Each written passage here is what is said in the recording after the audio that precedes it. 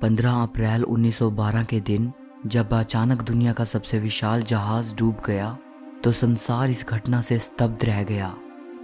Titanic दुर्घटना दुनिया की सबसे बड़ी शांतिकालीन दुर्घटनाओं में से एक थी, जहां बिना किसी युद्ध के हजारों लोगों ने अपनी जान गंवाई। इस वीडियो में आप टाइटैनिक से जुड़ी 30 ऐसी बातें जानोगे जो शायद आपको हैरानी में डाल दें। नंबर 1, टाइटैनिक दुर्घटना की खबर छापने वाले शुरुआती न्यूज़पेपर्स ने ये गलत जानकारी दी थी कि हादसे में कोई भी जान नहीं गई है, सभी को बचा लिया गया है। टाइटैनिक डूबने के 2 दिन बाद सही जानकारियां सामने आना शुरू हुई कि कितने लोगों की जान गई और कितनों को बचा लिया गया। नंबर 2, अब एक गजब संयोग देखिए।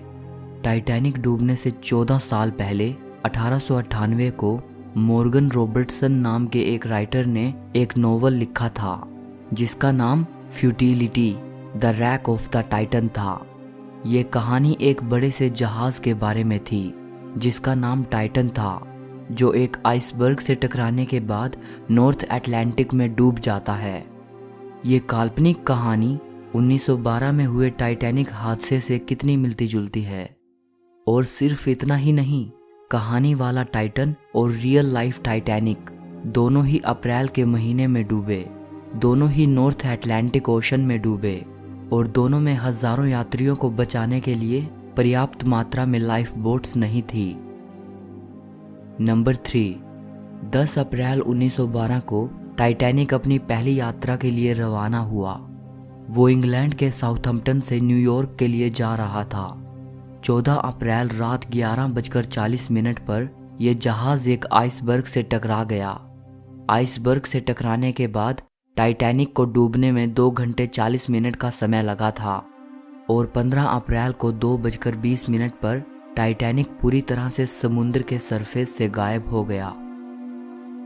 नंबर 4, टाइटैनिक डूबने के कई सालों बाद तक आमतौर पर यह माना जाता था कि टाइटैनिक पूरा संपूर्ण रूप से पानी में डूब गया था, लेकिन जब कई साल बाद टाइटैनिक का मलबा मिला तो उससे पता चला कि डूबने से पहले टाइटैनिक बीच में से पूरी तरह 2 हिस्सों में टूट गया था।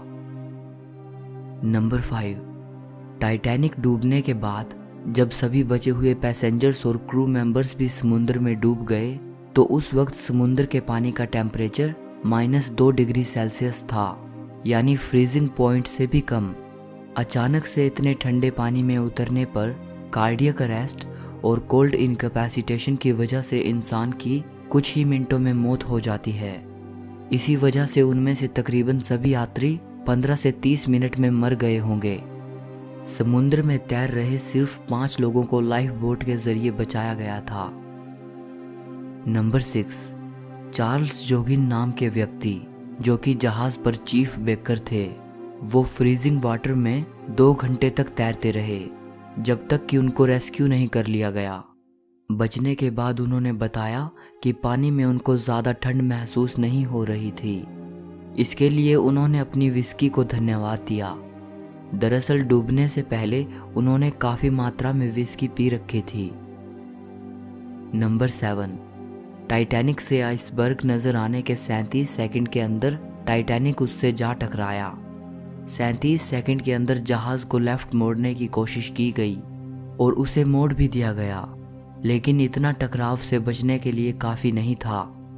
ये कहा जाता है कि अगर सिर्फ 30 सेकंड और पहले आइसबर्ग नजर आ जाता तो हादसे को टाला जा सकता था।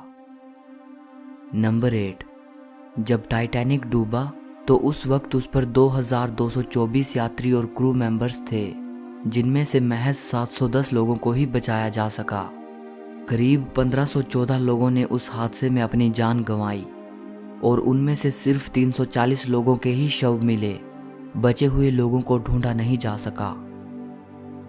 नंबर 9, टाइटैनिक के डूबने के कुछ ही समय बाद उसकी खोज शुरू हो गई थी, लेकिन जहाज का मलबा मिलने में 73 साल लगे।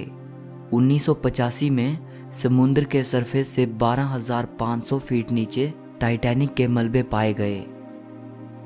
नंबर 10, टाइटैनिक उस जमाने का मानव द्वारा बनाया गया लार्जेस्ट मूवेबल ऑब्जेक्ट था। इसकी कुल लंबाई 882 फीट और 9 इंच थी। 31 मई 1911 को जब इसे लॉन्च किया गया तो 1 लाख लोगों की भीड़ इसे देखने के लिए खड़ी थी। नंबर 11, उस जमाने में टाइटैनिक जहाज 7.5 मिलियन US डॉलर की लागत से बना था। अगर आज टाइटैनिक जैसा जहाज बनाया जाए तो 200 मिलियन US डॉलर के करीब धनराशि खर्च होगी। नंबर 12, जैसा कि मैंने बताया, आज टाइटैनिक को बनाने में करीब 200 मिलियन US डॉलर लगेंगे। अब देखिए, 1997 में जेम्स कैमरन की टाइटैनिक पर जो मूवी आई थी उसने कुल 2.2 बिलियन US डॉलर की कमाई की थी। इतने पैसे 11 नए टाइटैनिक जहाज बनाने के लिए काफ़ी हैं। नंबर 13, टाइटैनिक पर पहली फिल्म टाइटैनिक डूबने के 29 दिन बाद ही बन गई थी। 15 अप्रैल 1912 को टाइटैनिक डूब गया और 14 मई 1912 को टाइटैनिक पर पहली फिल्म भी रिलीज कर दी गई। फिल्म का नाम सेव्ड फ्रॉम द टाइटैनिक था। ये एक साइलेंट फिल्म थी। ये फिल्म अमेरिकन एक्ट्रेस डोरथी गिब्सन पर बनाई गई थी, जो टाइटैनिक हादसे की सर्वाइवर थी। दिलचस्प बात यह है कि फिल्म में डोरथी गिब्सन ने अपना किरदार खुद ही निभाया था। नंबर 14, टाइटैनिक को 64 लाइफ बोट्स कैरी करने के लिए बनाया गया था, लेकिन उस पर महज 20 लाइफ बोट ही मौजूद थी। लेकिन 20 लाइफ बोट के जरिए 1100 से ज़्यादा लोगों को बचाया जा सकता था, लेकिन 710 लोगों को ही बचाया जा सका। पहली लाइफ बोट में 65 यात्रियों के लिए जगह थी और उसे सिर्फ 28 लोगों को बैठाकर रवाना कर दिया गया। नंबर 15, जब एक दूसरे शिप RMS कारपेथिया द्वारा टाइटैनिक के सर्वाइवर्स को न्यूयॉर्क पहुंचाया गया तो वहां उनसे मिलने के लिए 40,000 लोग खड़े थे। नंबर 16, मिल्विना डीन नाम की ये औरत टाइटैनिक के सर्वाइवर्स में से सबसे अंतिम समय तक जीवित रहने वाली इंसान थी। 31 मई 2009 को 97 साल की उम्र में इनकी मृत्यु हुई। मतलब अब टाइटैनिक की दुर्घटना में बचे सभी 710 लोगों में से कोई भी जिंदा नहीं है। 15 अप्रैल 1912 को जब टाइटैनिक डूबा तो उस वक्त मिल्विना महज 2 महीने की थी और इसीलिए टाइटैनिक पर मौजूद यंगेस्ट पैसेंजर होने का स्पेशल ऑनर भी मिल्विना के नाम दर्ज है। नंबर 17, अमेरिकन बिजनेसमैन बेंजामिन गुगनहाइम ने अपनी मौत का सामना पूरे दबंग स्टाइल में किया था। टाइटैनिक सर्वाइवर रोज एमेली लिखती हैं कि बेंजामिन बच्चों और महिलाओं के बचाव में काफ़ी मदद करने के बाद अच्छे से ड्रेसअप हो गए और कहा, मैंने अपने सबसे पसंदीदा कपड़े पहन लिए हैं और मैं एक जेंटलमैन की तरह जहाज के साथ नीचे जाने के लिए तैयार हूँ। उन्होंने कहा, न्यूयॉर्क में रह रही मेरी वाइफ से कह देना मैंने अपना फ़र्ज़ बहुत अच्छे से निभाया है। बेंजामिन को आखिरी बार डेक चेयर पर बैठे हुए सिगार पीते हुए देखा गया था। नंबर 18, टाइटैनिक के 2 स्पेशल सर्वाइवर थे, वायलेट जेसप नाम की एक नर्स और आर्थर जॉन नाम के एक स्टोकर। इन दोनों ने टाइटैनिक सिंकिंग से भी सरवाइव किया। इसके बाद जब HMHS ब्रिटेनिक जहाज डूबा तो उसमें भी ये बच गए और जब 1911 में RMS ओलंपिक शिप एक ब्रिटिश जहाज से टकरा गया था तब भी ये दोनों RMS ओलंपिक में सवार थे। इन सब हादसों में बचने के कारण वायलेट जेसप का निकनेम मिस अनसिंकेबल पड़ गया और आर्थर जॉन को अनसिंकेबल स्टोकर कहा जाने लगा। नंबर 19, टाइटैनिक पर मौजूद सभी म्यूजिशियंस पूरे 2 घंटे तक गाते बजाते रहे जब तक कि टाइटैनिक डूब नहीं गया। ऐसा इसलिए ताकि यात्रियों के बीच अफरा तफरी कम रहे और वो शांति बनाए रखें। किसी भी म्यूजिशियन की जान नहीं बचाई जा सकी। नंबर 20, टाइटैनिक पर 35 इंजीनियर मौजूद थे। सभी अपनी अंतिम सांस तक लोगों को बचाने में लगे रहे और सभी 35 इंजीनियर्स ने अपनी जान गंवाई। नंबर 21, टाइटैनिक से यात्रा कर रहे सभी पैसेंजर्स में से 13 कपल अपने हनीमून पर आए हुए थे नंबर 22, टाइटैनिक को दूसरे समुद्री जहाज़ों द्वारा बर्फ की चट्टान के बारे में 6 बार चेतावनी दी गई थी। इसके बावजूद वो अपनी फुल स्पीड पर चलता रहा। नंबर 23, टाइटैनिक में फर्स्ट क्लास पैसेंजर्स के लिए आलीशान सुविधाएं थी। उनके लिए Turkish bath, gym, smoking rooms, steam rooms, library, reading and writing rooms, high class restaurants, barber shops और हीटेड स्विमिंग पूल की व्यवस्था थी। नंबर 24, शानदार टर्किश बाथ सिर्फ फर्स्ट क्लास पैसेंजर्स के लिए ही था। वहीं 700 से ज्यादा थर्ड क्लास पैसेंजर्स के लिए सिर्फ 2 बाथ टब थे। नंबर 25, टाइटैनिक पर ज़रूरत की लगभग हर चीज़ मौजूद थी। यहाँ तक कि टाइटैनिक का अटलांटिक डेली बुलेटिन नाम से अपना न्यूज़पेपर था, जो हर रोज़ छपता था और फर्स्ट क्लास पैसेंजर्स के लिए भेजा जाता था। नंबर 26, टाइटैनिक का इंटीरियर डिज़ाइन काफ़ी हद तक लंदन के रीट्स होटल से इंस्पायर था। ये होटल 1906 में खोला गया था और आज भी चालू है। नंबर 27, इंसानों के साथ साथ बहुत से जानवर भी टाइटैनिक पर सवार थे, जैसे डॉग्स, कैट्स और रैट्स, और कुछ बर्ड्स भी यात्रा में शामिल थे। 12 डॉग्स में से सिर्फ 3 को बचाया जा सका, बाकी सभी जानवर और पक्षी डूब गए। नंबर 28, कुछ सोर्सेज के मुताबिक टाइटैनिक पर मौजूद रीगल नाम के एक डॉग ने कई यात्रियों की जान बचाई थी। ये खबर उस समय के एक अखबार ने भी छापी थी। यहाँ तक कि उसी दौरान 1912 में लोगन मार्शल द्वारा टाइटैनिक पर लिखी गई एक बुक में भी इसी बात की पुष्टि की गई थी।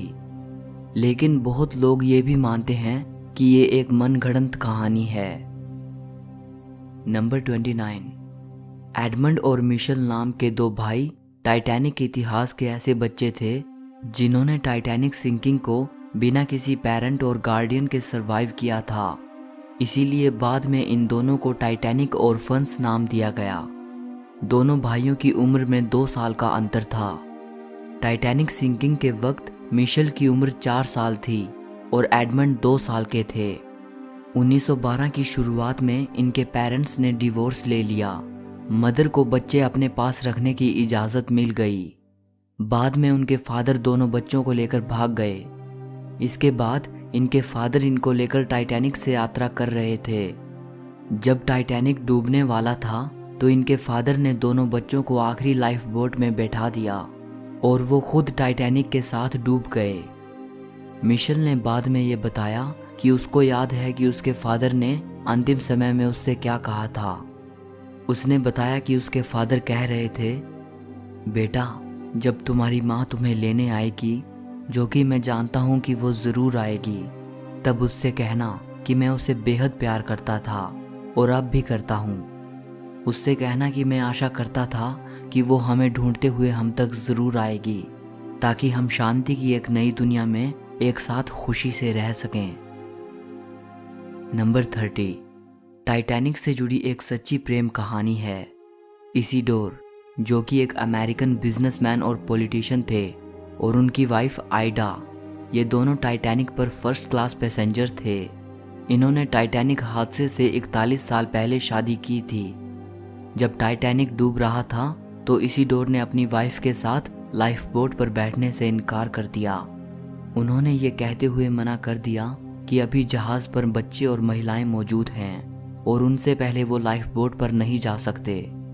हालांकि इसीडोर को उनकी वाइफ के साथ लाइफ बोट पर जगह दी गई थी, लेकिन तमाम कोशिशों के बाद भी वो लाइफ बोट पर नहीं गए।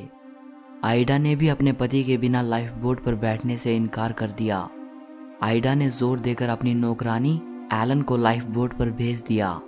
उसने एलन को अपना फर कोट दे दिया और कहा, इसे ले जाओ, अब मुझे इसकी कोई ज़रूरत नहीं है।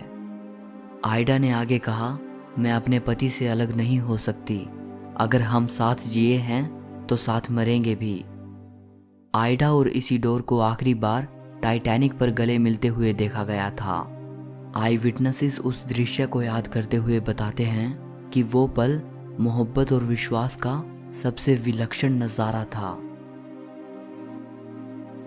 उम्मीद है ये वीडियो आपको पसंद आई होगी। वीडियो को लाइक और शेयर ज़रूर कर देना और हिस्ट्री से जुड़ी ऐसी ही वीडियो देखने के लिए चैनल को सब्सक्राइब करके घंटी को दबा देना। सो मिलते हैं अगली वीडियो में।